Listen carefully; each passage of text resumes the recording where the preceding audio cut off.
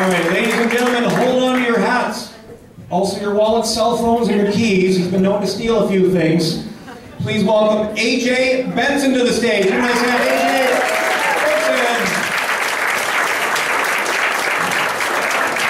Benson. Give it up for Steve Levine, everybody. Beautiful dick on that guy. Beautiful dick. Just wonderful stuff going on down there.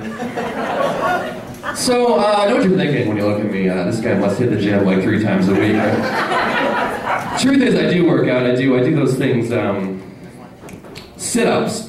I do those. I also try doing those other things, push-ups. Damn, those bitches are hard, right?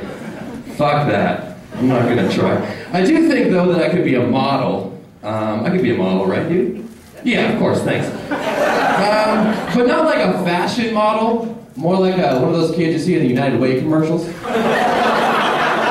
Because I'm really good at looking sad, cold, and alone.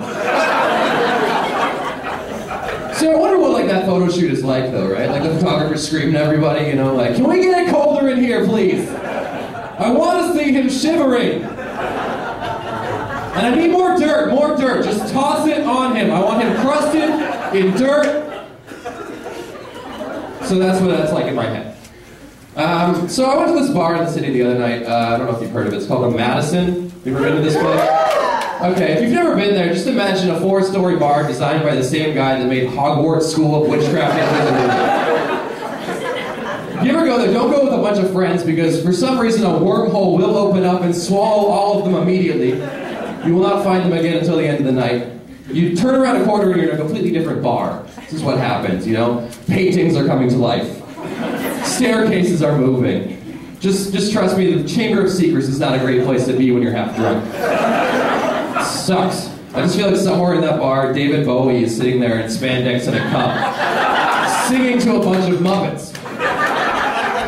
Yes, we've gone from Harry Potter to the Labyrinth now. I don't know. Changed my analogy on that one.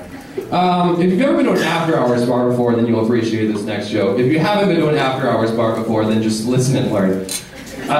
It usually starts like this. It's about 2 o'clock. It's about 2 o'clock in the evening, in the morning, and you're doing last call unit shots. And all of a sudden, one of those wormholes open up, and you're in what appears to be my grandfather's basement, sitting across a poker table playing Crazy Eights with a guy named Keith, who's doing lines of blow off his Velcro wallet.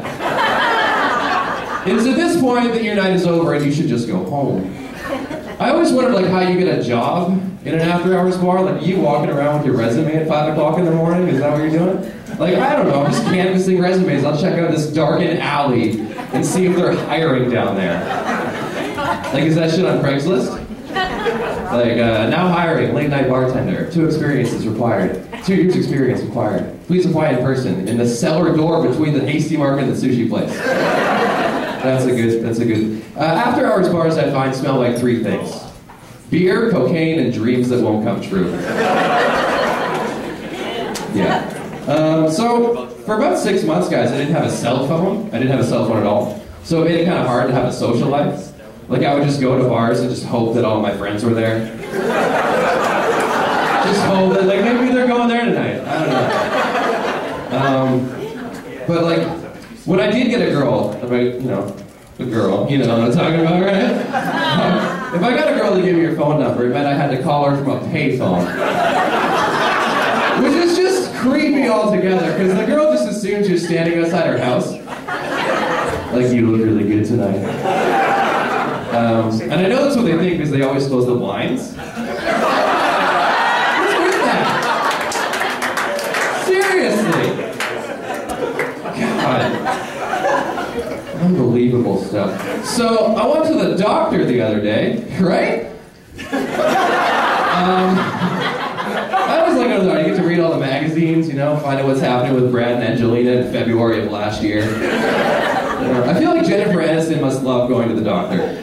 She gets to read about how awesome her life was before it all got fucked up, you know? Yeah. I'll tell you what, if you go to the doctor and the doctor asks you to take a urine sample, I'm talking to you, buddy. I know you've been there, don't fucking lie. If he asks you to take a urine sample, you're gonna go into this room, right? This little room, it looks like a bathroom. It's got a sink, a toilet, a mirror, everything, like a bathroom would. But But let me tell you something. It's not a bathroom. That room is for urine samples only. And don't take a shit in there. It makes everybody really uncomfortable. Just trying to fucking lend you some knowledge here, guys. It's serious. Happens.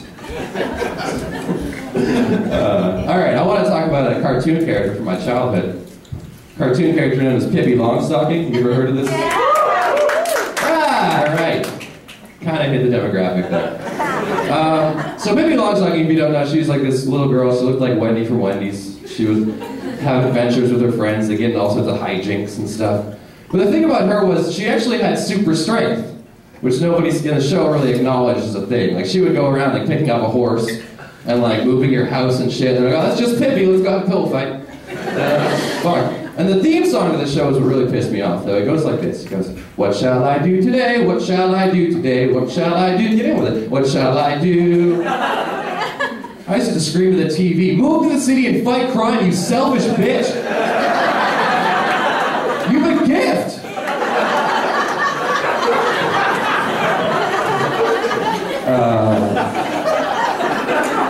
You've been amazing, sir.